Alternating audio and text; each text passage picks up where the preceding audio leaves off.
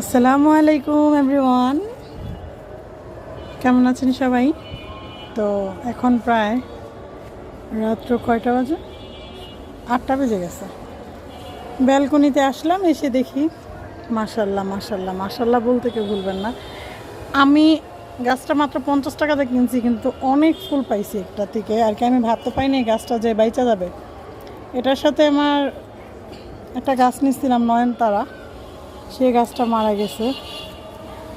এবং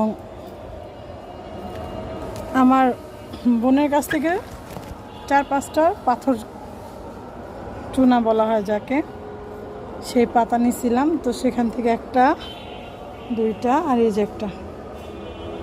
আমি কখনো গাছ লাগানো শখ করি না, কারণ নিজেদের বাড়ি হইলে শখটা পূরণ হয়। আর অন্যের বাড়িতে বারান্দা দেখা গেছে আগে